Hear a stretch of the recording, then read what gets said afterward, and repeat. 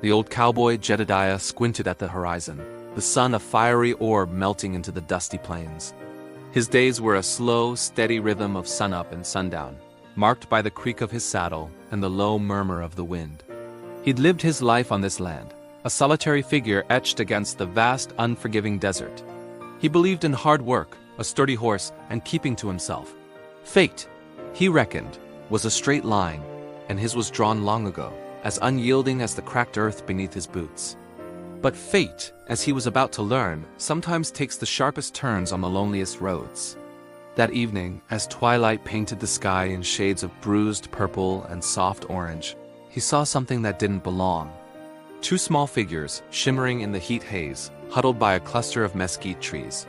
Kids, out here, miles from any town, with nothing but coyotes and shadows for company. His first instinct, born from a lifetime of solitude, was to ride on. It wasn't his business. Trouble had a way of sticking to you like burrs on a saddle blanket. But then the smaller one, a little girl with tangled hair, looked up. Her eyes, wide and terrified, met his across the shimmering distance. In them, he saw a fear so profound it silenced the cynical voice in his own head. He sighed, a sound lost in the vast quiet, and nudged his horse, Dusty, forward. As he got closer, he saw they were brother and sister no older than 10 and 7. The boy stood protectively in front of his sister, his small frame rigid with defiance, though his trembling lip betrayed his fear. They were dirty, thirsty, and lost. "Where are your folks, kids?" Jedediah asked, his voice raspy from disuse. The boy just shook his head, his gaze fixed on the ground. The little girl whispered, "Gone." Jedediah's heart, a place he thought had long since hardened, gave a painful lurch. He dismounted, moving slowly so as not to spook them. He pulled a canteen from his saddlebag and offered it. The boy eyed it suspiciously before finally grabbing it and giving it to his sister, who drank like she'd been wandering the desert for days. Jedediah then unwrapped a piece of jerky and a stale biscuit from his pack. It wasn't much, but it was all he had. They ate in silence, a strange trio under the emerging stars. He knew he couldn't leave them. The nearest town was a hard day's ride, and they'd never make it on their own. So he built a small fire, its cheerful crackle a small rebellion against the encroaching darkness. He didn't ask any more questions. The story was in their haunted eyes, and he didn't need the words. He gave them his bedroll, taking the rough ground for himself, and watched as they finally drifted into an exhausted sleep, huddled together for warmth. Lying there, staring up at the diamond-dusted sky, Jedediah felt a stir of something unfamiliar. He had done a simple thing, a human thing. He expected nothing in return but the quiet satisfaction of his own conscience. He had no idea that this single act of kindness was a pebble dropped into a still pond, and the ripples were about to reach the very shore of his soul. The next morning, as the first pale light of dawn touched the desert, Jedediah was woken by a strange sound. It wasn't the chirping of birds or the scuttling of a lizard. It was a low, powerful whinny, a sound that vibrated right through the ground. He sat up, his joints protesting, and looked toward the sound. The children were already awake, pointing with wide, astonished eyes. There, standing just beyond the embers of their fire, was a horse. But it wasn't just any horse. It was a magnificent creature, a stallion as black as a moonless night, with a coat that seemed to drink in the morning light. Its muscles rippled with power, and its eyes held an ancient, intelligent gleam. Tied to its ornate, unfamiliar saddle was not a bag of gold or jewels, but something far stranger. It was an old, leather-bound map, intricately drawn with symbols he didn't recognize. The stallion stood perfectly still, as if waiting for him. It allowed Jedediah to approach, its gaze calm and knowing. He cautiously untied the map. As his fingers touched the worn leather, a jolt, like static electricity, shot up his arm. The children watched in silent awe. The horse then lowered its head, nudged Jedediah's hand gently, and then, with a powerful snort, turned and galloped away, disappearing over the ridge as mysteriously as it had arrived. Jedediah was left standing there, the strange map in his hand, the two children at his side, and a profound sense of wonder settling over him. This wasn't a reward. This was an invitation. Jedediah looked from the map to the children. Their fear from the night before had been replaced by a spark of hope, of adventure. He looked at the vast, empty desert that had been his home and his prison for so long. For the first time, it didn't look empty. It looked full of possibility. He knew, with a certainty that settled deep in his bones, that his life had just changed forever. This map wasn't leading him to treasure. It was leading him to a new destiny, one he would now share with these two lost souls. He unrolled the map.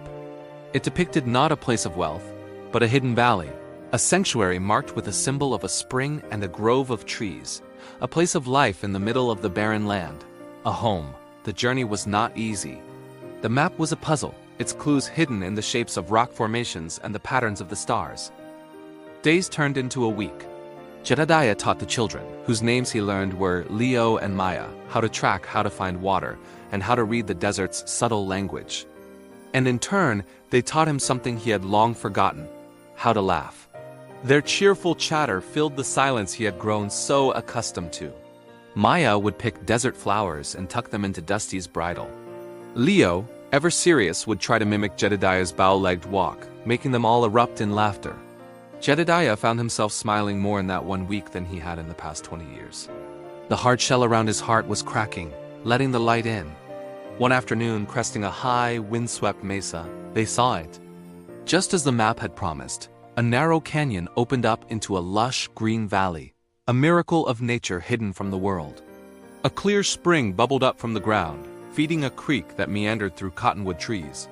Wild grass grew thick and green, a feast for a horse, and the air was sweet with the scent of wildflowers.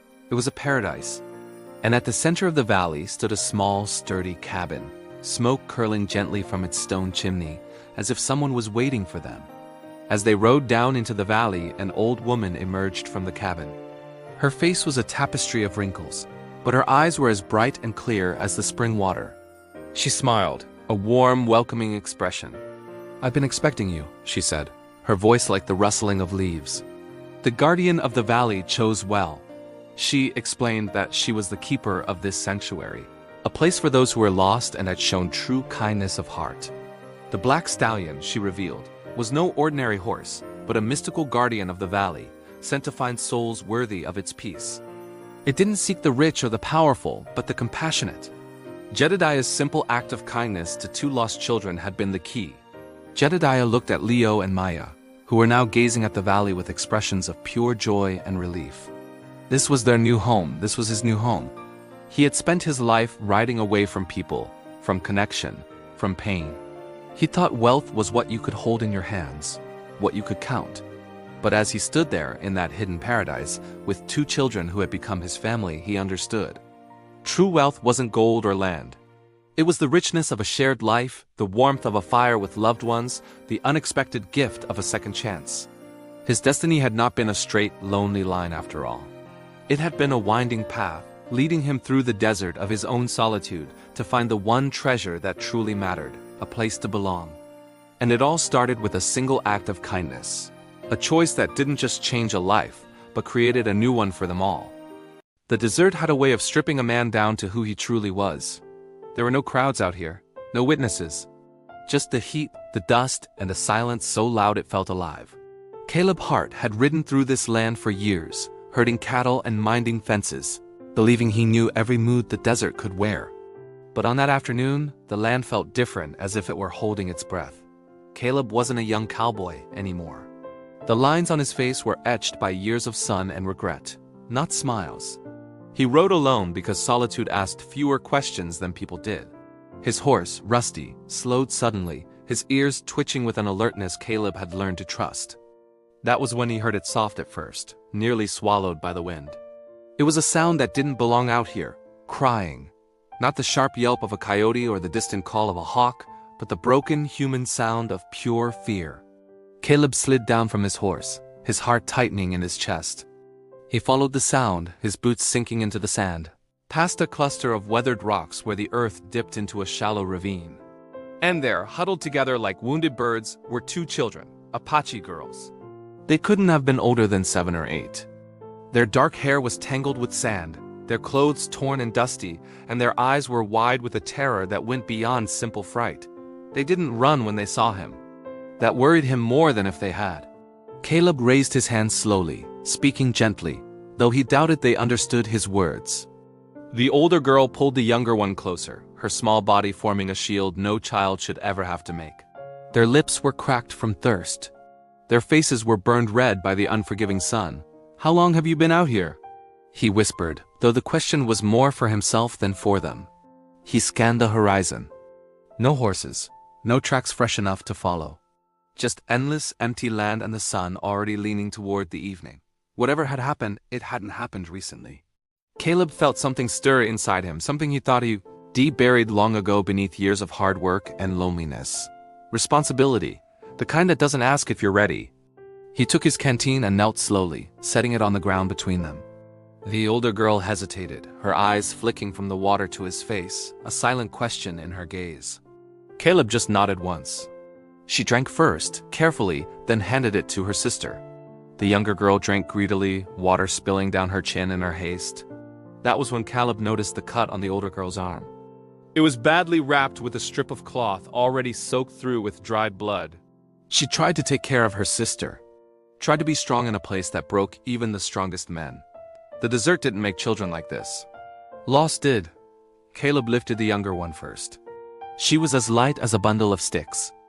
Then he helped the older girl onto his horse.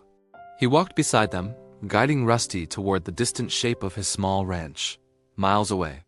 The sun burned low on the horizon, painting the land in brilliant gold and deep shadow, while the girls clung silently to the saddle horn, their small figures silhouetted against the fading light. Back at the ranch, Caleb gave them water, food, and a place to rest. He didn't ask many questions. He knew some stories had to come in their own time. He carefully cleaned the older girl's wound, wrapped it properly with fresh bandages, and lit a fire as the desert night grew cold. The girls slept close together near the hearth, their bodies finally relaxing, finally safe enough to let exhaustion win. Caleb sat in a chair nearby, staring into the flames, feeling a familiar weight settle in his chest. He knew enough about the Apache people to understand one thing clearly: these children belonged to someone. Someone who would be searching this unforgiving land with a mother's fierce desperation. And he also knew the history of this land. A history written in broken promises, deep distrust, and blood that never truly dried. Helping them, he realized, was the easy part. What came next would require something much deeper than simple kindness.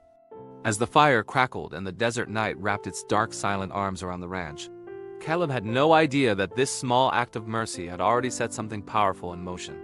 He didn't know that somewhere out there, under the same star-filled sky, a mother was following faint tracks with a heart balanced precariously between hope and grief. And he couldn't have known that when morning came, she wouldn't arrive with anger or suspicion. She would arrive with a gift that no amount of money could ever buy, and a truth that would change Caleb's heart forever. Dawn broke slowly over the desert horizon, painting the ranch in pale gold and silver. Caleb's heart had barely slept. He'd spent the night listening to the soft, even breathing of the two girls he'd found. Their presence had brought a strange warmth to his empty house, a warmth that felt foreign yet welcome after so many years of solitude. Then, a sudden noise outside, a gentle crunch of boots on gravel made him tense. The girls stirred, pulling the blankets tighter around themselves. Caleb rose quietly and stepped toward the door, his hand resting lightly on the lasso at his belt. He peered out into the dawn. Standing at the edge of the ranch, framed by the rising sun, was a woman. But this wasn't just any woman. Her eyes seemed to carry the weight of the desert itself, fierce, unwavering, and infinite in their depth. She was Apache, her long black hair braided neatly down her back, her hands resting lightly on a woven basket she held. She didn't shout. She didn't demand. She simply watched him, her gaze steady. Caleb's first instinct was caution. History and his own hard life had taught him to expect anger from those who had suffered loss. He braced himself for a confrontation. Yet, as the woman stepped closer, he felt none of that tension in the air. Instead, he felt a quiet respect, a silent acknowledgement of something larger than either of them. "I am Chenua," she said, her voice clear and steady, carrying both authority and grace. "These are my daughters." Inside, the girls stirred again, but they didn't move toward her at first. It was clear that while they recognized their mother, fear still clung to their small hearts like a shadow. Caleb knelt beside them, his voice a low whisper. "It's okay. You're safe now." He gave them a reassuring nod, urging them to go to her. Chenua's eyes softened as she approached the children. She knelt down slowly, her own hands trembling as she finally touched their faces, her touch a mix of relief and reverence. "My babies," she whispered, a single tear tracing a path down her weathered cheek. She then looked up at Caleb, and in her eyes was a question he could not ignore, a silent plea for the story. He nodded, understanding. "I found them in the ravine. They were alone. I just brought them here, to safety." Chenoa's lips curved in a small, almost imperceptible smile. Her gratitude was a quiet force, more powerful than any loud declaration. Then she reached into her basket. Caleb tensed again, unsure what to expect. A weapon? A demand for payment? A simple token of thanks? Instead, she pulled out a small bundle wrapped in soft worn cloth. Inside were 2 intricately beaded necklaces, each one shimmering in the soft morning light, the patterns telling a story of their own. Caleb took a step back, confused by the gesture. This was too much. "These are gifts of gratitude," Chenoa said softly, holding them out to him. "But they are more than that. They are a promise. You saved their lives. And now you are bound to this family, in spirit if not by blood. Wear them, and you will know that courage and kindness are never forgotten." Caleb's rough, calloused hands trembled as he accepted the necklaces. He could feel their weight, not heavy with gold or silver, but with something infinitely more valuable: trust, honor, and the sacred acknowledgement of a life saved. The girls, now smiling shyly, came and held his hands. The bond between them all was unspoken but undeniable. Caleb felt it deep in his chest, a warmth he had not known in decades of solitude. Chenoa stood, giving a small, respectful nod. "You did not act for reward," she said, her eyes meeting his. "That is why this gift carries meaning. Remember this, Cowboy. Mercy is not weakness. Courage is not always loud. Sometimes it is quiet, and it changes the world quietly too." Caleb watched her leave, the girls following close behind, their small hands now firmly in hers. The desert wind picked up again, brushing past him with whispers of old stories and new beginnings. He felt a profound shift within himself, a stirring he had not expected in his quiet life. He returned to the cabin, the 2 necklaces held gently in his hands. The sun climbed higher in the sky, but he barely noticed its warmth. It had been replaced by a deeper heat burning within him, the fire of understanding that his life, small and lonely, though it had seemed, could matter in a profound way. That day, Caleb Hart learned a truth he would carry forever. Acts of kindness ripple far beyond what we can see. Sometimes, the smallest decisions, the ones that seem insignificant at the moment, create a chain of events that change lives. And sometimes the life that is changed most of all is our own. As he watched the dust settle over the distant horizon where they had disappeared, he realized something else. Life's richest rewards are never bought. They are never expected, and they are always, in some way, miraculous. Because the morning after a choice to help, gratitude arrives not just as thanks, but as a gift that carries the weight of love, honor, and humanity itself. Thank you for watching. If this story moved you, please consider sharing it and subscribing for more tales that explore the quiet strength of the human spirit. We'll see you in the next one.